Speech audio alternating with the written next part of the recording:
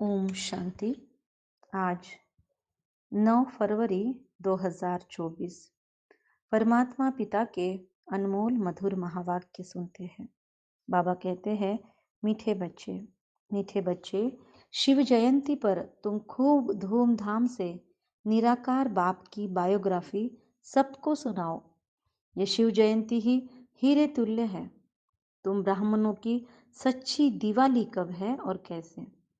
पहले बाबा ने बताया कि शिव जयंती हमको बहुत ही दिवाली की तरह सेलिब्रेट करना है। जैसे हमने राम जी की या रामलला की स्थापना को या प्राण प्रतिष्ठा को सेलिब्रेट किया, पूरे देश भर में हमने उत्सव मनाया, वैसे ही अब सभी आत्माओं का परमात्मा पिता शिव परमात्मा उनकी जयंती है, तो उसे भी हमें खूब धूमधाम से मनाना है।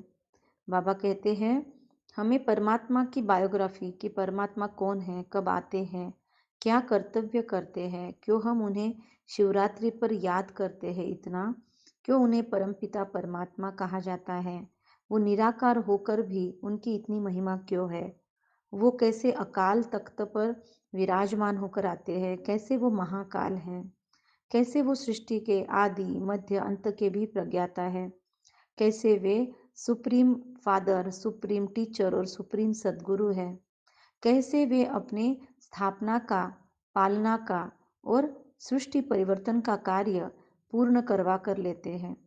वे कैसे त्रिमूर्ति है, कैसे वे सारी सृष्टि के रचयिता हैं, कैसे वो सब कुछ करके खुद को छिपा लेते हैं। वो रहते कहाँ हैं, उनका नाम क्या है, उनका पूर्ण परिचय क्या है, उनके अंदर से या उनकी ओर से हमें कौन सा वर्षा या कौन सी वसीहत हमें मिलती है। तो ये सारी चीज़ें परमात्मा की बायोग्राफी में हमको बतानी है। कैसे वो प्रजापिता ब्रह्मा जी को माध्यम बनाकर अपने कर्तव्य करते हैं। तो ये सारी चीज़ें बाबा कहते हैं बायोग्राफी के रूप में सबको सुनाओ। बायोग्राफी अर्थात जीवन कहानी। तो ये शिव जयंती हीरे तुल्य है, डायमंड के से भी ज़्यादा अनमोल या डायमंड के मूल्य से भी ज़्यादा उसको हीरे तुल्य बाबा कहते हैं। प्रश्न है आज की मुरली से कि हम ब्रह्मावत्सों की सच्ची दिवाली कब और कैसे है। वैसे तो हम सारे ही त्यौहार मनाते हैं, हमें कोई भी त्यौहार मनाने के लिए मना नहीं है, लेकिन हर त्यौहार को अर्थ सहित हमें मनाने के लिए परमात्मा ने समझाया है।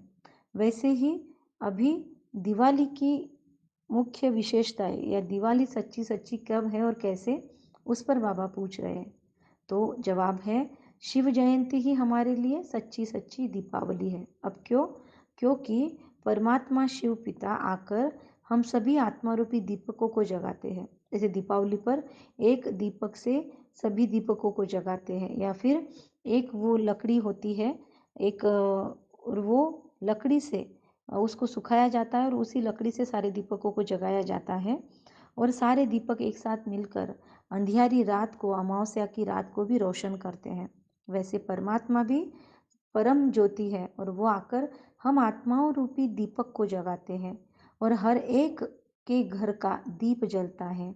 अर्थात हर एक घर का मतलब इस सृष्टि में 800 साढ़े 800 करोड़ जितनी भी आत्माएं हैं, हर एक आत्मा मतलब जीवात्मा के शरीर के अंदर आत्मा है, तो हर एक जीवात्मा के देह रूपी घर में दीपक जलता है, आत्मा जागृत होती है। तो हर एक के घर का दिवाली के दिन जैसे दीप जलता है, अर्थात आत्मा की ज्योति जगती है। दुनिया के अंदर हम क्या करते हैं, दीपावली पर स्थूल दिए जलाते हैं, आजकल तो मोम के भी दिए जलाते हैं, तो वह स्थूल दीपक जलाते हैं। लेकिन हमारा सच्चा सच्चा दीपक मतलब आत्मा का दीपक शिव बाबा के आने से जगता है। हम आत्माओं का दीपक शिव क्षमा जग जाती है महफिल में, तो हम भी जग जाते हैं। तो मतलब हम जब तक सोए हुए हैं इस दुनिया में, और जैसे ही परमात्मा आते हैं हम भी जागृत होकर अपने लिए वर्क करना शुरू करते हैं, अपने लिए स्टैंड लेते हैं। तो इसीलिए हम खूब धूमधाम से शिव जयंती मनाएं, ये परमात्मा पिता की अभी हमें आज्ञा है। बाबा को आज हम महाशिवरात्रि निमित्त फिर अब याद प्यार देते हैं। तो हम रूहानी बच्चों के लिए परमात्मा का याद प्यार है कि मीठे मीठे सिखी लदे बच्चों प्रति माता पिता बाप दादा का याद प्यार और गुड मॉर्निंग। रूहानी बाप की रूहानी बच्चों को नमस्ते। हम रूहानी बच्चों की रूहानी माता पिता बाप दादा को याद प्यार और गुड मॉर्निंग। नमस्ते नमस्ते। वाह बाबा वाह, शुक्रिया बाबा शुक्रिया। धारणा के लिए मुख्य सार। शिव जयंती धूमधाम से मनाओ। परमात्मा शिव पिता से उनके मंदिर में शिव की और लक्ष्मी नारायण के मंदिर में लक्ष्मी नारायण व राधे कृष्ण की बायोग्राफी सुनाओ। अगर शिव जयंती धूमधाम से हम मना रहे हैं तो अलग अलग मंदिरों में जाना है और वहाँ जिनकी पूजा होती है शिव मंदिर में शिव परमात्मा की बायोग्राफी सुनाएंगे। श्री लक्ष्मी और श्री नारायण के मंदिर में जाएंगे तो वहाँ उनकी जीवन कहानी सुनाएंगे कि वे कैसे ऐसे उच्च से उच्च देवी देवता बने। उसके बाद में अगर श्री राधे कृष्ण के मंदिर में गए तो हम वहाँ पे उनकी बायोग्राफी सुनाएंगे। सबको युक्ति युक्त समझानी हम दे सकते हैं। सारे देवी देवताओं का यथार्थ अर्थ परमात्मा ने हमें बताया है। तो अज्ञान अंधियारे से बचने के लिए हम आत्मा रूपी दीपक को ज्ञान घृत घृत मतलब घी, तो आत्मा रूपी दीपक को ज्ञान रूपी घी से सदा प्रज्वलित रखना है। जैसे जैसे हम ज्ञान का मुरलियों का मनन चिंतन करेंगे, बार बार मुरलिया श्रवण करेंगे, बार बार उस पर चिंतन करेंगे तो हमारे अंदर एक्टिव रहेगी आत्मा, सोएगी नहीं। तो ज्ञान घृत से आत्मा सदा प्रज्वलित रखना है। दूसरों को भी अज्ञान अंधेरिया से हमको निकालना है। अज्ञान का अंधेरा फैला हुआ है, भले दुनिया में चकाचौंध है, आंखें रोशन है, हमारी आंखें खुली भी है, लेंस भी लगाए हो, लेकिन फिर भी बाबा कहते हैं अज्ञान अंधियारे में भटक रही आत्माओं को अभी खुद को भी निकालना है अंधियारे से और दूसरों को भी निकालना है। ब्लेसिंग है, वरदान है आज हम सबके लिए। सर्व खजानों से संपन्न बन, निरंतर सेवा करने वाले, अखूट अखंड महादानी भव। सर्व खजानों से संपन्न बन। कौन से खजाने हैं इसको हम आज अपनी डायरी में नोट करेंगे। परमात्मा से हमें क्या क्या प्राप्त हो सकता है, क्या क्या चीज़ हम परमात्मा से ले रहे हैं और क्या क्या चीज़ें बाकी हैं, तो हमें बहुत बड़ी लिस्ट मिलेगी और उसे ही खजाना कहेंगे। सर्व खजानों से संपन्न, इसमें आ गए दिव्य गुण, 16 कलाएं, अष्ट शक्तियाँ, तो सारी विशेषताएं ये खजाने ही तो है परमात्मा से जो हमें मिल रहे हैं। तो इससे हमको संपन्न मतलब भरपूर बनना है और निरंतर हम भरपूर रहेंगे तो जो भर जाती है गागर वो छलकती है। तो वैसे ही अगर हम फुल भर जाए तो ओवरफ्लो होंगे, ओवरफ्लो होंगे तो आसपास की आत्माओं को भी हमसे सुख मिलेगा। हम परमात्मा से सब कुछ लेकर भरपूरता की अनुभूति में रहेंगे तो हम वो संतुष्टता की एनर्जी या वाइब्रेशंस हमारे घर में, परिवार में, कॉलोनी में, मोहल्ले में, फ्रेंड सर्कल में, जहाँ जहाँ हम जाते हैं, बिजनेस में, प्रोफेशन में, हर जगह आत्माओं से जब हम बात करते हैं, डील करते हैं, तो जो हमारे जीवन में है जिससे हम लबालब भरे हैं वो हम ऊँडे लेंगे ज़रूर। हमसे लोगों तक वो एनर्जी, वो वाइब्स, वो सुख शांति के, वो संतोष के वाइब्स, वो शुभकामना के वाइब्रेशन, प्रकंपन अनेकों आत्माओं तक जरूर पहुंचेंगे। तो यह क्या हो गया, ऑटोमेटिक सर्व खजानों से संपन्न बनकर निरंतर सेवा होने लगेगी। और उन सेवा करने वालों को बाबा कहते हैं अखुट अखंड महादानी भव। अखूट मतलब जो कभी खूटता नहीं, खत्म नहीं होगा। अखंड मतलब जो निरंतर है, जिसमें कभी भी खंड नहीं पड़ता, आज दिया कल नहीं दिया, फिर कभी कभार दे दिया, ऐसा नहीं। रोज डेली हमें विश्व कल्याण के लिए बैठना है। रोज का 6:30 से 7:30 का समय आज से हम प्रण ले लेंगे कि हम विश्व कल्याण के लिए कम से कम आधा घंटा तो बैठेंगे और शुरुआत का आधा घंटा हम खुद के लिए मेडिटेशन करेंगे। इस तरीके से भी करेंगे। हर मास के तीसरे संडे के दिन हम विश्व शांति के लिए योग में ज़रूर अपना समय देंगे। तो अखंड महादानी उसे कहेंगे कि रोज़ अखंड दे रहे हैं, अखूट दे रहे हैं। बाप दादा ने संगम युग पर कभी, बाबा ने कहते हैं कि संगम युग पर सभी बच्चों को अटल अखंड का वरदान दिया। बाबा कभी भी हमारा खजाना खूटे नहीं, ऐसा वरदान हमें देते हैं।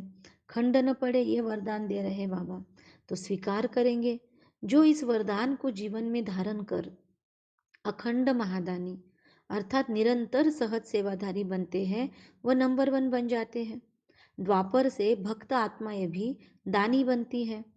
दान करते हैं ना, भक्ति मार्ग में दान को बहुत महत्व है। जैसे कोई गोदान करते हैं, कोई कुछ दान करते हैं। तो द्वापर से भक्त आत्माएं भी दानी बनती हैं, लेकिन अखूट खजानों के दानी नहीं बन सकते। हमने द्वापर युग से भी भक्ति में बहुत दान पुण्य किया है, वही संस्कार अभी हम में है, लेकिन अखूट खजानों का दान नहीं किया है हमने कभी भी, क्योंकि तो था ही नहीं हमारे पास। हम अपने दिव्यताओं को भूल चुके थे, शक्तियों को भूल चुके थे, इसलिए अखूट खजानों के दानी हम केवल और केवल यहाँ संगम युग पर जब हम अवेयर हो जाते हैं क्या क्या प्राप्तियां हो सकती है उसके, और रोज अमृत वेला परमात्मा से झोली भरते हैं, तो अखूट खजानों के भरपूर दानी बन जाएंगे। तो बाबा कहते हैं विनाशी खजाने या वस्तु के दानी बनते हैं हम द्वापर युग से। क्या करेंगे? दान करेंगे, पुण्य करेंगे, पर विनाशी चीजों को दान देंगे। लेकिन हम दाता के बच्चे जो सर्व खजानों से संपन्न हैं, वो एक सेकंड भी दान के बिना रह नहीं सकते। इसलिए हमको स्पेशली बैठकर भी दान करना, ये तो करना ही है, लेकिन चलते फिरते उठते बैठते बात करते चाल चलन द्वारा बस किसी से बात भी नहीं की और बस दृष्टि दी, रास्ते में हम गाड़ी चलाकर कहीं से कहीं जा रहे हैं और आत्माएं दिख रही है रोड पर चलते हुए या गाड़ियों में, या हम कहीं मॉब में हैं, या हम कहीं बड़े कुछ समारोह में गए हैं, तो आसपास में आत्माएं जीवात्माएं अनेक दिखती है। तो उन सब आत्माओं को दिल से शुभकामनाएं तो दे ही सकते हैं और देते ही रहते हैं।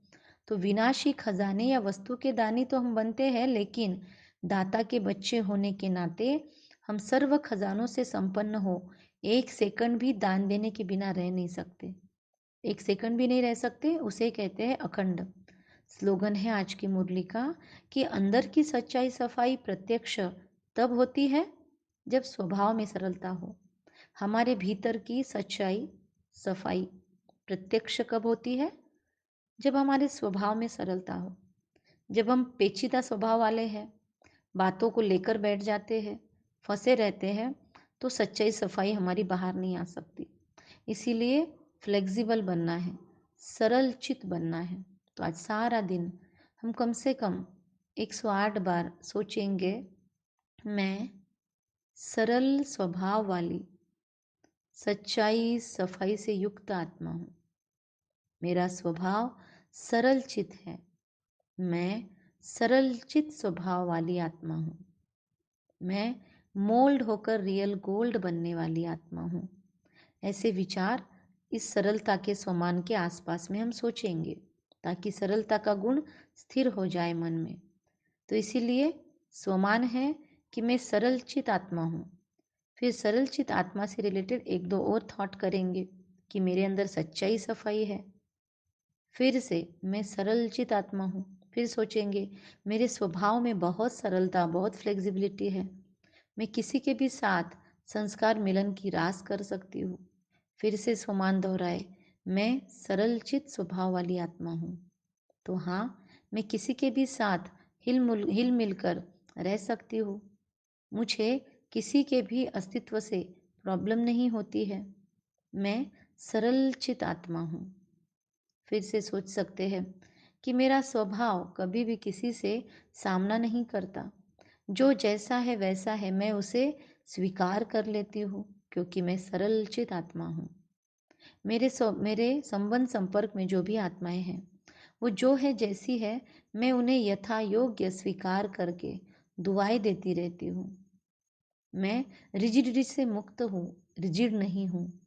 मैं सरल चित आत्मा हूँ। इस तरीके से सरल चित आत्मा के स्वभाव को या गुण को स्थिर करने के लिए हम अलग अलग दूसरी बातें भी उसको सपोर्ट करने वाली लिख कर निकाल सकते हैं या सोच सकते हैं। तो ये बहुत सुंदर मेडिटेशन हमारा हो जाएगा। अटल अखंड खजानों का दान करने वाले निरंतर संपन्न आत्मा है, ये भी सम्मान हम आज की मुरली से ले सकते हैं। अच्छा, कम बोलेंगे, धीरे बोलेंगे, मीठा बोलेंगे, सत्य बोलेंगे, सोच समझ कर बोलेंगे, निमित्त भाव, निर्माण भाव और निर्मल वाणी रखेंगे। बाबा ने आज के इसमें शिव जयंती पर धूमधाम से मनाने के लिए कहा, युक्त युक्त सेवा करने के लिए कहा है। अच्छा, ओम शांति।